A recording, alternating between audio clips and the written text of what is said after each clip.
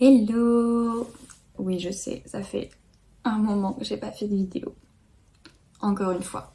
Je sais même plus c'était quoi la dernière. Peut-être vlog vacances, un truc comme ça.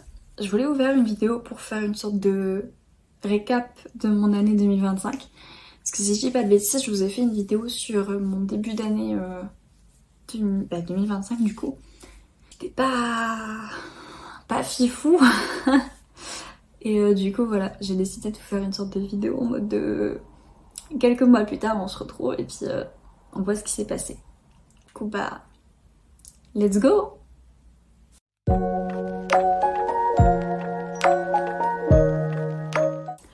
Alors,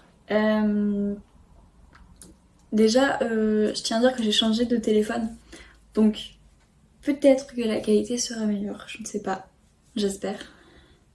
Du coup, pour revenir vite fait sur mon début d'année 2025, donc pour ceux qui ont suivi, j'ai commencé l'année avec une sorte de moitié burn-out, moitié dépression, enfin pas ouf, vraiment, vraiment pas ouf. Puis tu te sens seule, tu sais même plus à qui demander de l'aide, tu sais pas quoi faire, tu sais pas comment remonter. Suite à ça, tout ce qui est mars, avril, c'est des mois sur lesquels j'ai vraiment travaillé sur moi pour essayer de remonter la pente, essayer de vraiment aller mieux, essayer de trouver du positif dans ma vie, voir à quoi m'accrocher et à qui surtout. J'ai fait des rencontres cette période-là qui ont énormément impacté ma vie. Des personnes, donc des relations amicales qui m'ont vraiment aidé à aller de l'avant et qui m'ont redonné le sourire et ça c'était très très important. Ils m'ont aidé à sortir, j'ai commencé à revoir des gens, à prendre l'air, enfin c'est vraiment bête, je dis comme ça, c'est tout bête mais c'est hyper important, l'air de rien. À côté de ça, j'avais toujours du coup mes études, première année de master, mon alternance, qui, comme je disais, se passait toujours aussi bien. Elle se passe encore très bien, je vous rassure. Les mois passent et arrive le mois de mai qui a été, très honnêtement, le meilleur mois de toute mon année 2025. Je vous ai fait une vidéo de toute façon dessus. Donc le mois de mai, ça a été globalement mon emménagement à Lille. J'ai enfin quitté le cocon familial et j'ai pris un appart en location avec une amie, donc ici à Lille, ce qui fait que ça me rapproche énormément de mon école et de mon travail. En plus, on a emménagé en mai, donc c'est-à-dire qu'il commençait à faire vraiment beau, à faire du soleil, tout ça, et pour le moral, c'était hyper important. Le mois de mai s'est très bien passé, les amis dont je vous parlais, on est énormément sortis ensemble, on a fait plein de choses ici sur l'île, enfin vraiment un mois de mai juste incroyable. J'ai fait des sorties aussi avec ma colocataire. On était voir une comédie musicale. Pour ceux qui savent, comédie musicale c'est un de mes péchés mignons, j'avoue. Des petites choses par-ci par-là qui ont fait que mon mois de mai était vraiment incroyable. C'est l'été qui arrive quoi, c'est vraiment genre une des meilleures périodes de l'année. Après tout ce qui est mois de juin, juillet, août même, je peux l'inclure dedans. Pareil, c'était l'été en plus. Ici à Lille, il a fait super beau cet été. J'ai bronzé. Une des premières fois de ma vie où je bronze, mais vraiment bien bien bronzé. Tu sors, il fait beau, il y a du soleil, tu sors tes meilleures lunettes de soleil, enfin vraiment c'était incroyable. Mai-juin, il y a eu la fin des cours, donc fin de la première année de master. Et à ce moment-là, j'ai pris une décision. Moi qui avais décidé de lâcher un peu le BDE en début d'année parce que c'était trop lourd pour moi, j'ai décidé là en fin d'année de reprendre le BDE, d'en recréer un nouveau. Vraiment, étant donné que c'était ma dernière année qui allait s'entamer et que, je sais pas, j'avais besoin d'avoir un projet comme ça à côté, de pouvoir créer, lancer de nouveaux projets, tout ça. J'ai réussi à motiver quelques amis autour de moi, dont ma colocataire. On s'est dit, mais juste, why not? Viens, on reprend ça ensemble. Donc on s'est toutes les deux mis en tant que présidente au sein de ce VDE. On était monté à 7-8 membres, peut-être plus, je sais plus. On avait vraiment réussi à bien lancer le truc et tout. Donc j'ai eu un peu tout l'été pour imaginer vraiment comment j'allais lancer ça, quel DA, quel nom, qu'est-ce que j'allais mettre derrière. J'ai vraiment pris énormément de plaisir à faire ça. Mais voilà, comme je vous le disais, c'était l'été, donc j'avais pas énormément de projets, j'avais un peu de temps. Sur le moment, c'était facile. Alors, je vais vous faire un petit saut dans le temps du coup. On arrive en septembre 2025. D'une part, j'entame ma 3e année d'alternance, qui est aussi du coup ma dernière.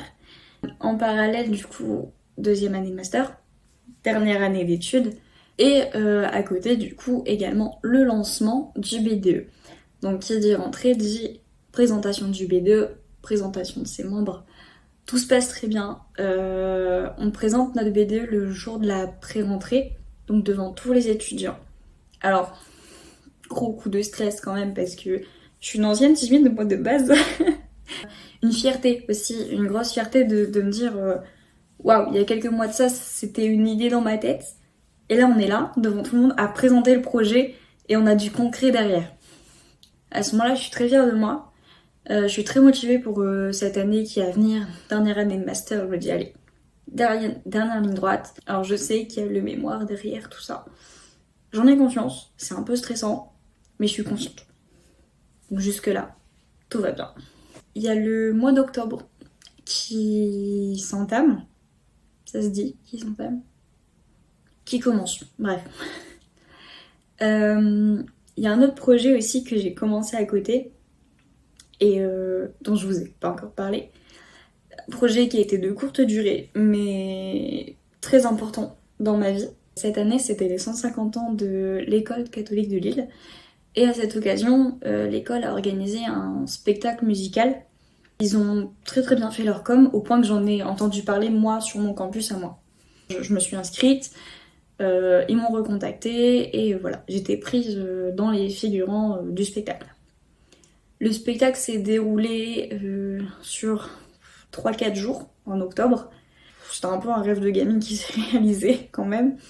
Moi qui adore tout ce qui est comédie musicale, tout ça, le fait de me retrouver là sur un vrai spectacle vivant comme ça, un spectacle musical où t'es figurant, tu dois enfiler des costumes de 3 époques différentes. Enfin, j'ai rencontré des personnes incroyables aussi sur ce spectacle. C'était vraiment juste magique. Et en fait, les quelques jours sont passés sur une semaine. Et en fait, en une semaine de temps, ça a été un pfiou. C'était une montée de stress, d'adrénaline, de bonheur, de tout ce que vous voulez. Et ça fait qu'en fait, t'as pas le temps de réfléchir. Il se passe plusieurs jours comme ça où t'enchaînes les spectacles, t'arrêtes pas, tu commences il est 19h, tu finis il est 23h. C'est épuisant, physiquement c'est épuisant, mais c'est tellement incroyable. Je veux dire, c'était vraiment un pur moment de bonheur pour moi. J'étais hyper heureuse de faire ça. Ça casse du quotidien. Tu finis ta journée de taf, tu retournes là-bas, voilà, tu sais que c'est bon, t'es dans ta bulle, t'es dans un autre monde, t'enfiles ton costume. Et voilà, c'était juste vraiment magique, c'était incroyable. Donc voilà, ça a été un gros événement sur la période de 2025. Voilà, depuis mes 22 ans, je trouve que je suis en train d'entamer beaucoup de choses. Je suis en train de comment dire, relever des défis et des choses que je n'aurais jamais cru capable il y a, allez, même 10 mois de ça. Et du coup, en parlant de défis, ça va mener au prochain sujet de cette vidéo. Alors, du coup, autre défi que j'ai relevé en 2025, toujours en octobre, donc là début octobre, il faut savoir que dans ma boîte, je fais partie du pôle événement. Donc on a pour but d'organiser un événement par mois. Et pour le mois d'octobre, je me suis dit, pourquoi pas tous participer à la course Octobre Rose, qui est donc le challenge du ruban rose et qui se déroule ici à la citadelle de Lille. Cette course, elle est ouverte à tous. On peut courir un 5, courir un 10, mais aussi faire une marche.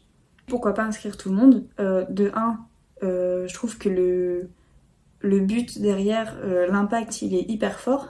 Et côté perso, je me suis dit, ça serait l'occasion de courir mon premier 5 km. Je n'aime pas courir. Je n'aime pas courir, c'est pas quelque chose qui est fait pour moi.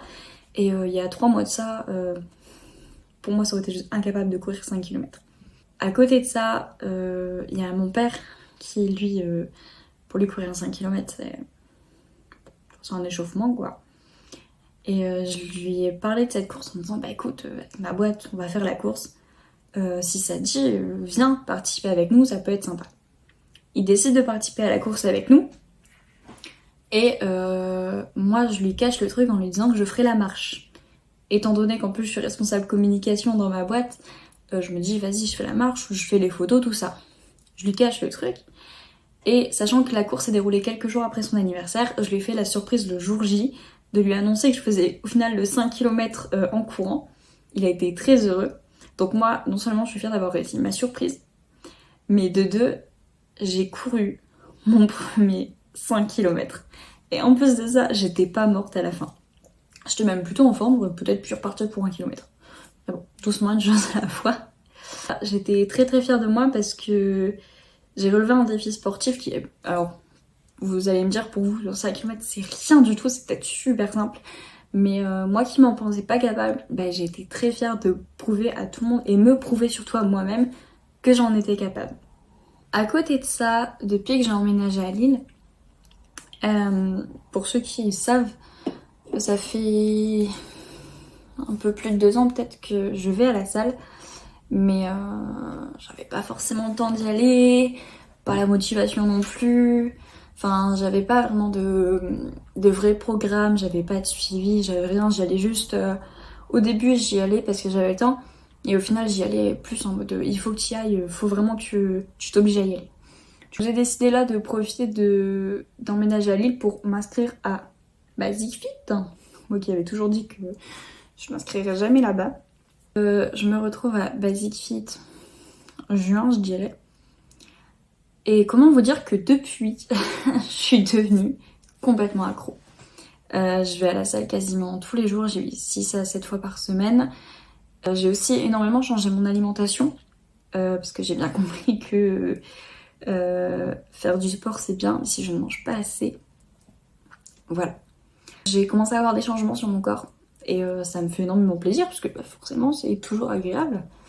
Mais surtout, au-delà du physique, ça me fait un bien énorme au niveau du moral. Voilà, c'est vraiment de me dire le matin je me bouge, je vais à la salle même si c'est pas une grosse séance, mais se dire purée je me suis bougée plutôt que de rester au lit à rien faire ou de faire je ne sais quoi. Bah voilà, je trouve que pour le moral c'est hyper important. Pour finir sur le sujet du sport, dernier sujet qui n'est pas des moindres, il y a allez, quelques mois de ça, j'ai commencé à entendre parler de l'Aerox. Je vois ça passer sur les réseaux de plus en plus. Ok, c'est cool, c'est sympa, voilà.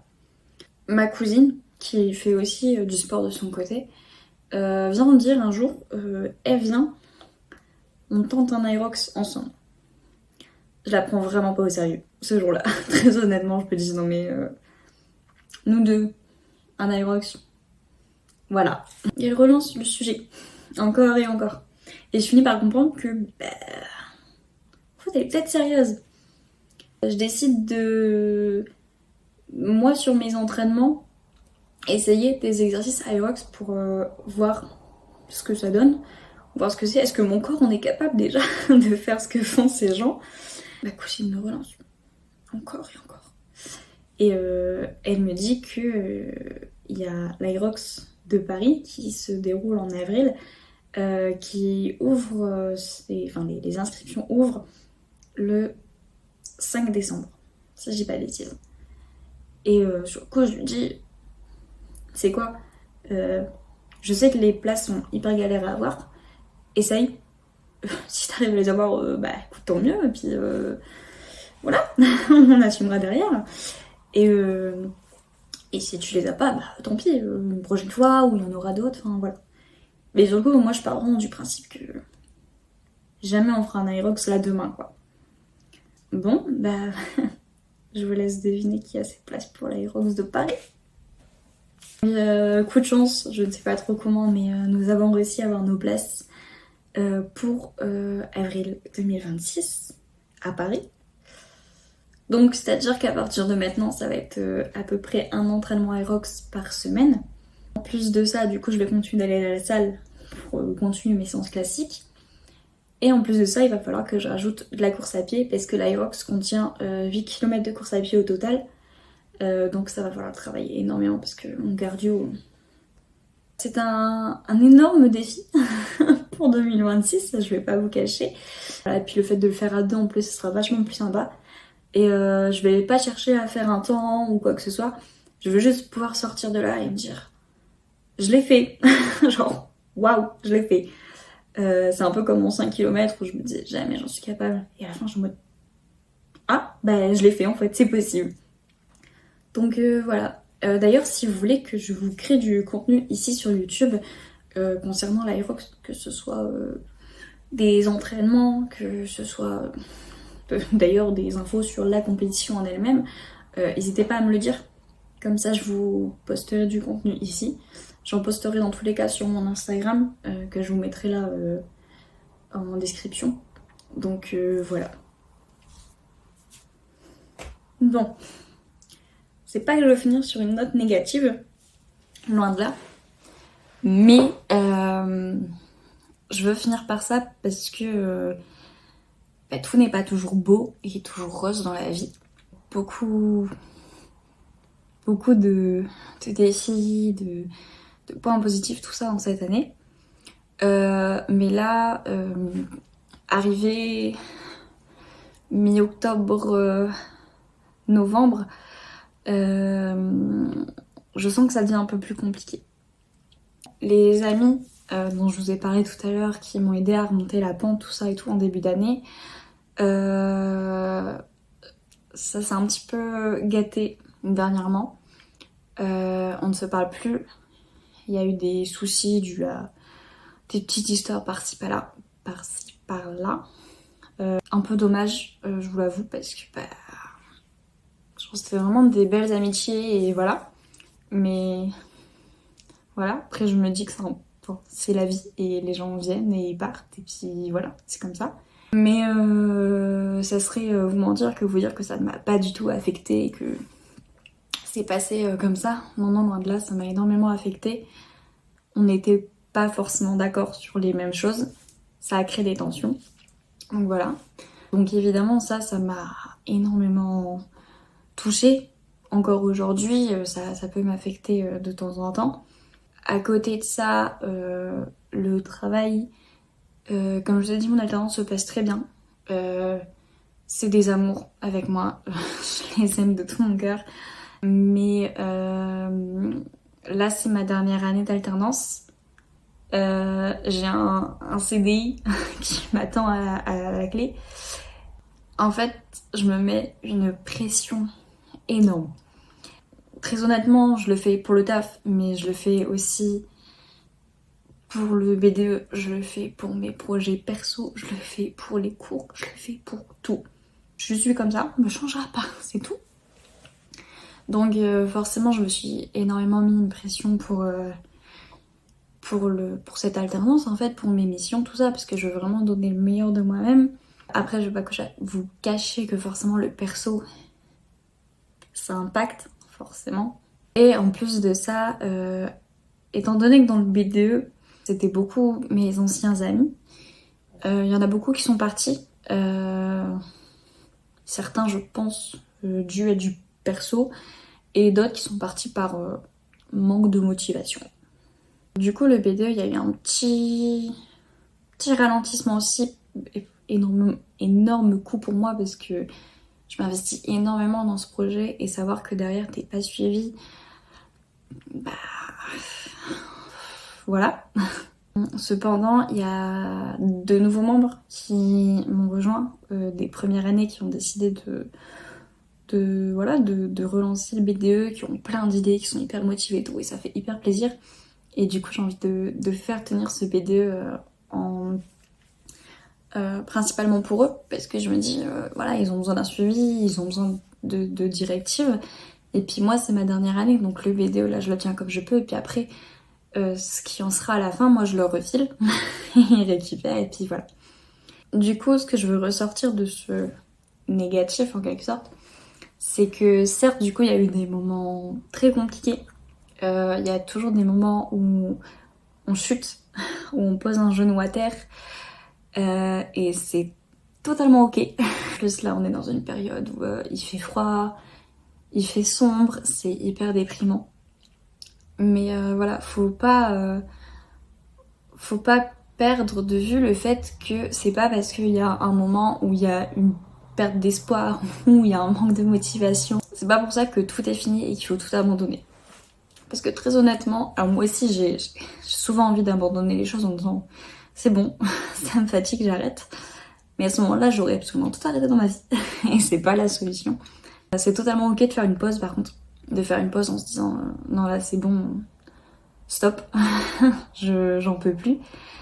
Pleurer un bon coup, prendre l'air, reprendre du temps pour soi, et après en fait on repart encore plus fort quoi. Donc c'est pour ça que j'ai eu un gros moment de faiblesse comme tout le monde, mais voilà, j'essaye de garder cette motivation. Le BD, je me dis mais il faut que je relance, il faut juste que si moi je garde la motivation, que les premières années sont motivées, ben on peut faire tenir un putain de truc. Les cours, bah, l'année va pas être facile, certes, il y a le mémoire, il y a le TOEIC, il y a des projets clients, enfin, c'est ma dernière année, c'est normal, mais si je suis arrivée jusque-là, que j'ai fait 5 ans d'études, là c'est ma dernière année, je sais que j'en suis capable. Autrement, j'aurais arrêté bien plus tôt. Le sport, bah, très honnêtement, c'est la seule chose qui me motive à fond en ce moment, donc pour l'instant, il n'y a pas de risque que j'arrête. Pour ce qui est de mes relations, autour de moi, je garde des personnes qui sont très importantes pour moi. Rien que dans ma classe, j'ai un très très bon entourage. Voilà, s'ils passent par là d'ailleurs, gros bisous sur vous, je vous adore. C'est ces personnes-là qui m'aident à retrouver le sourire chaque jour et c'est hyper motivant.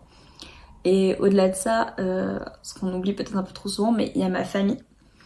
En général, parce que du coup vous l'avez compris, moi quand je suis ici à Lille, j'ai la casquette d'alternante, d'étudiante, de présidente du BDE, de sportive, de tout ce que vous voulez.